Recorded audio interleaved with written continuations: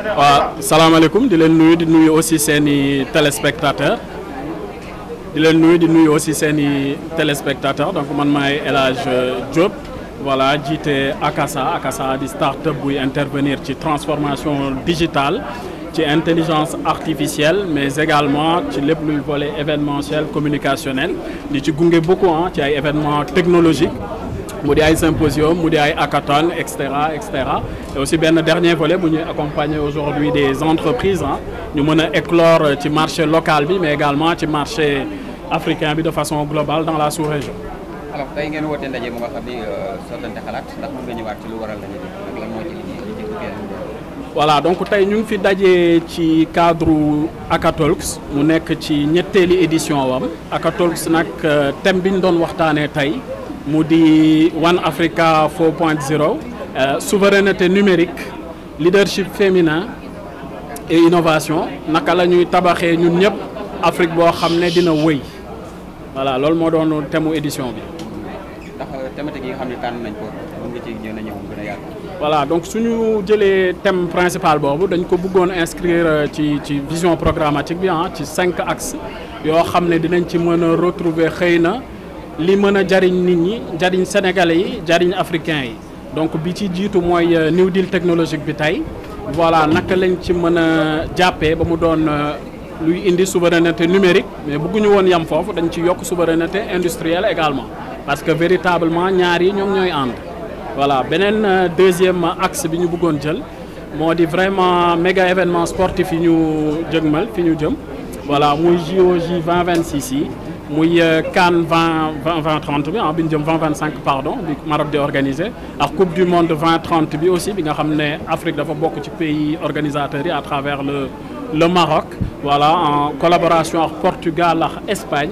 voilà naka la ñuy fexee méga événement sportif yi lan lañ ci am comme xalaat luñ ciy sotti ak lan lañ ci mën a jëlee également comme njëriñ ci suñu dëkk parce que loolu daanaka àddina bi yëpp day teg ay bëtam ci Sénégal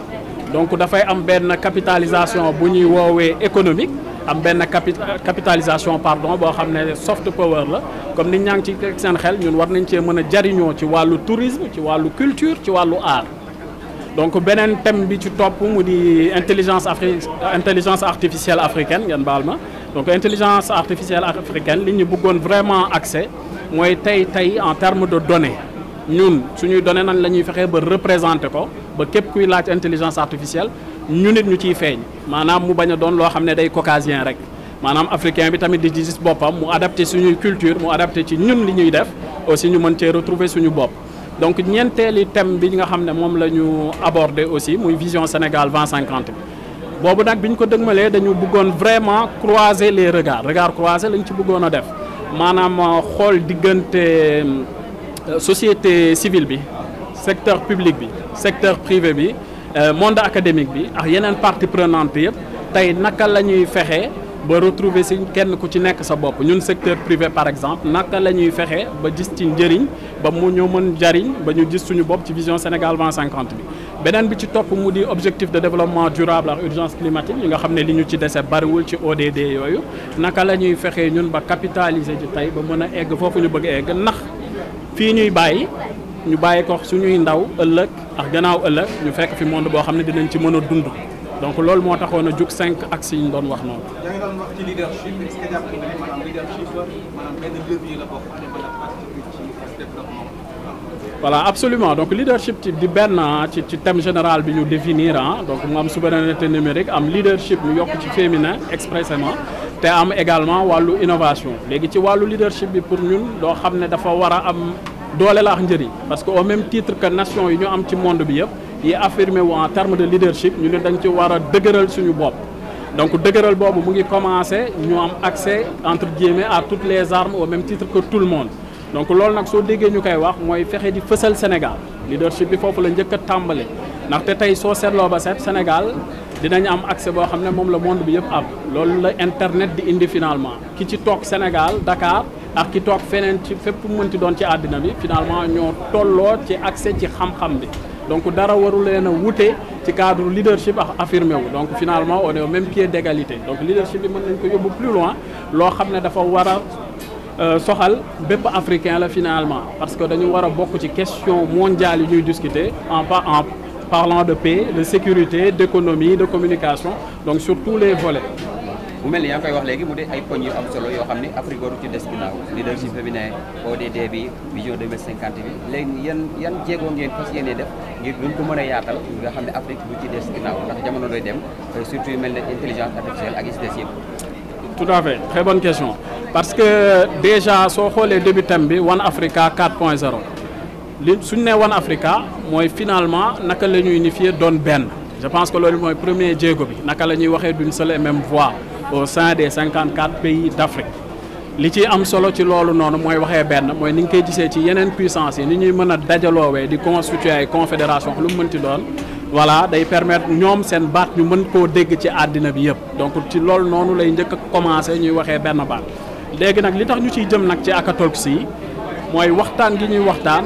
dañu bëgg mu am déjà retour d'expérience ci ndaw yi ñu tiim loolu mooy li ci jiitu ñu boole def benn passerelle lañ ko mën a woowee entre secteur public bi secteur privé bi monde académique bi ak toutes les composantes finalement yi ñu am pour fexe lu ñuy dëgmalee véritablement li ñuy def nii tey mu mën a jariñ sénégalais bi mu mën a jariñ bépp mboolem africain. Donc El Hadj Diop, CEO Akasa. Merci beaucoup. J'allais dire. Les pays dans le monde de jouer à armes égales aujourd'hui dans le cadre de la mondialisation, mais également de jouer à armes égales parce que d'où qu'on soit dans le monde, que ce soit à Dakar, à Dubaï, à Pékin ou autre, on a finalement accès à Internet, on a finalement les mêmes armes que tout le monde, donc on peut affirmer notre leadership au même titre que toutes les nations aujourd'hui, véritablement asseoir cette image de leadership et aller un peu plus loin dans ce leadership-là, d'ailleurs, comme vous le retrouvez dans le thème. Donc on parle de leadership féminin, on a voulu vraiment le matérialiser, entre guillemets, théoriquement, mais également de façon très très pratique. Théoriquement, dans le cadre de l'intégration dans la version programmatique qui est déroulée aujourd'hui dans les Akatalks, mais également dans un autre volet qui est un peu plus pragmatique, c'est-à-dire mettre en place un panel et demain pouvoir remonter tout ce qu'on aura discuté aujourd'hui dans les plus hautes instances de ce pays, pour ne pas dire des 54 pays d'Afrique finalement. Donc c'est vraiment dans ce sillage-là qu'on s'inscrit aujourd'hui dans l'élaboration de ces Akatalks qui sont à la 3e édition. Alors au sortir de cette table ronde, quelles sont les futures perspectives qu'on peut attendre de vous et notamment aussi vos prochaines activités? Absolument. Donc il faut savoir que les Akatalks, c'est 2 éditions par an. Donc on a une édition au mois de juin et puis on a une autre édition au mois de décembre. Donc déjà on se projette sur naturellement, Inch'Allah, la prochaine édition du mois de décembre. Et puis comme j'ai annoncé tout à l'heure en discours d'ouverture, aujourd'hui il était important pour nous d'inscrire véritablement ce que nous faisons aujourd'hui dans un calendrier qui soit non seulement inclusif, mais également qui porte dans la durée. C'est-à-dire on ne fait pas un événement, on va réunir l'écosystème, on va aborder un certain nombre de questions, on va échanger sur des points essentiels, on va beaucoup capitaliser sur ces sessions-là, il y a beaucoup d'apprentissage, mais on va aller beaucoup plus loin en sortant en format magazine, qu'on pourrait d'ailleurs même qualifier finalement de livre blanc, où toutes ces réflexions-là qu'il y a eu sur la première édition, sur la 2e édition, mais également sur cette 3e édition qu'on est en train de vivre, les consolider dans ce magazine-là et puis permettre qu'il soit accessible dans les différentes langues. Donc on pense aux langues vernaculaires naturellement. Aujourd'hui, il va être accessible sur la première édition en Wolof, en français et en anglais. À terme, l'idée c'est que ça puisse être également accessible pour nos frères et sœurs en Bambara, en Alpolar, en Serer, etc. Et même beaucoup plus loin en termes de